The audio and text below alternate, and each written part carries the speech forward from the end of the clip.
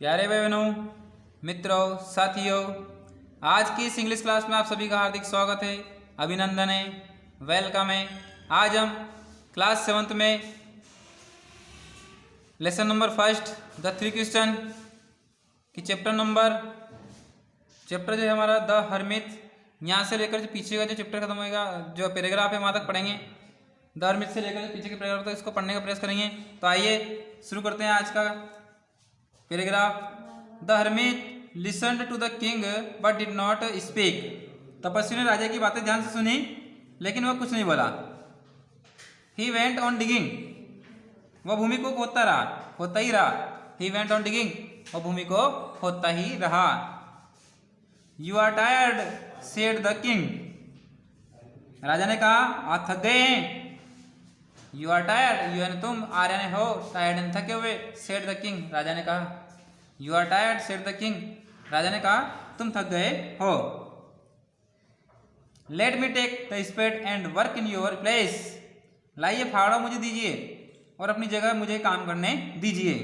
Let me दीजिए, take यानी दीजिए, द स्पेड यानी फावड़ा, एंड और वर्क यानी कार्य, इन यानी में, योर यानी तुम्हारे, प्लेस यानी स्थान।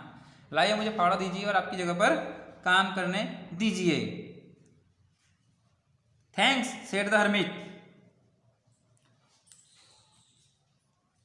Thanks said the hermit giving the king his spade.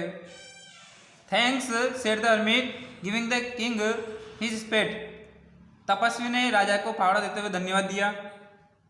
यह फावड़ा राजा को देते हुए तपस्वी ने कहा धन्यवाद। अब आगे पढ़ेंगे। Then he sat down on the ground, और फिर वह भूमि पर बैठ गया, जमीन पर बैठ गया। देन यानी तब, ही यानी वह, सेट यानी बैठना, डाउन यानी नीचे, ऑन द ग्राउंड, ग्राउंड यानी भूमि पर, जमीन पर, और फिर वह जमीन पर बैठ गया। अब इसके बाद का पैराग्राफ समझने का प्रयास करेंगे। आगे ट्रांसलेशन समझने का प्रयास करेंगे। वेन से लेकर जो हरमित लेकर आए यहाँ तक मैं आपको समझाने का प्रयास करूंगा।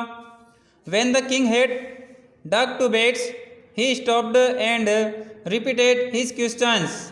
when यानी जब, the king यानी राजा, had dug यानी खोदना, टू यानी दो, बेट्स यानी क्यारियाँ, he stopped यानी रुक गया, and repeated यानी दोहराया, his यानी उसका, क्वेश्चन यानी प्रश्न। जब राजा ने दो क्यारियाँ खोद ली तो वह रुका और अपने प्रश्नों को दोहराया। यानी कि राजा तो प्रश्न पूछने आया था उस तपस्वी से, तो दो क्यारियाँ खोद ली और रुका और फिर प्रश्न को दोहराने लगा। The hermit gave no answer but stood up, तपस्वी ने कोई उत्तर नहीं दिया परंतु the hermit gave no answer but stood up, तपस्वी ने कोई उत्तर नहीं दिया। हरमित यानी तपस्वी, गेव नो आंसर, आंसर यानी उत्तर, बट यानी लेकिन, स्टूड अप लेकिन वह खड़ा रहा। Stretching out his hand for the spade and said, now you rest and let me work। यहाँ से इसका ट्रांसलेशन समझेंगे। But stood up, stretching out his hand for the spade and said, now you rest and let me work। परंतु वह फावड़े के लिए आगे हाथ बढ़ाते हुए खड़ा हो गया और बोला अब आप विश्राम कीजिए और मुझे काम करने दीजिए। किसने कहा है? तपस्वी ने।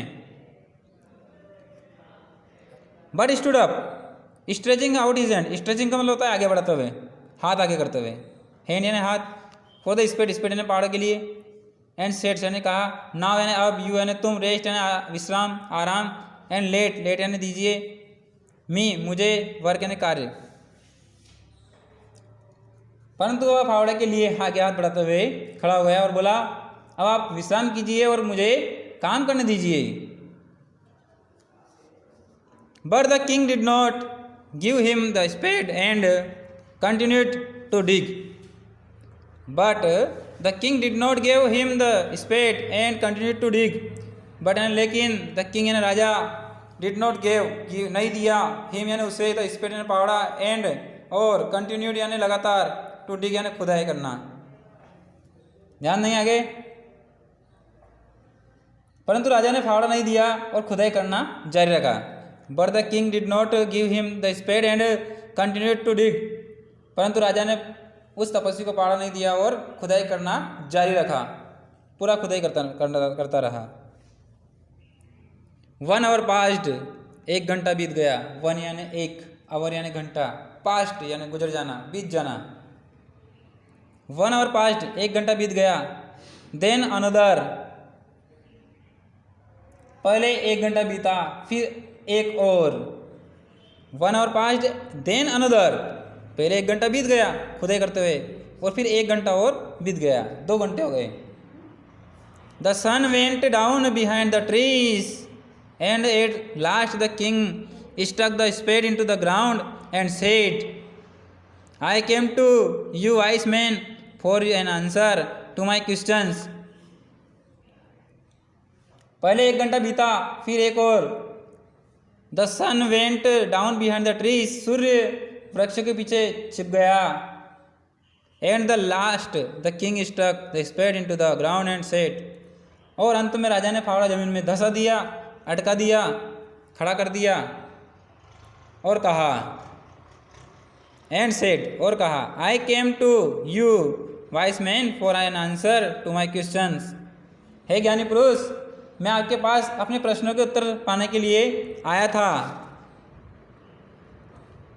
आई केम टू यू, मैं तुम्हारे पास आया था, वाइस मैन, ज्ञानी पुरुष, बुद्धिमान पुरुष, फॉर एन आंसर, उत्तर जानने के लिए, टू माई क्वेश्चन, मेरे प्रश्नों के।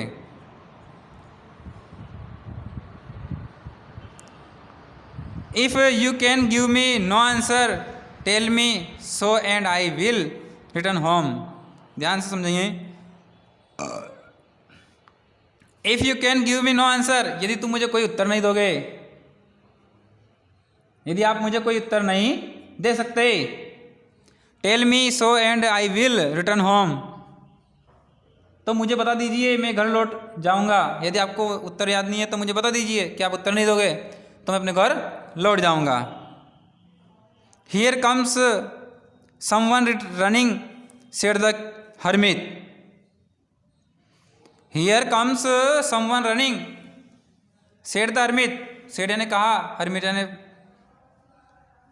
साधु सन्यासी तपस्वी ने कहा, हियर कम्स समवन रनिंग, कोई दौड़ता हुआ यहाँ पर आ रहा है, यहाँ पर कोई एक व्यक्ति दौड़ता हुआ आ रहा है।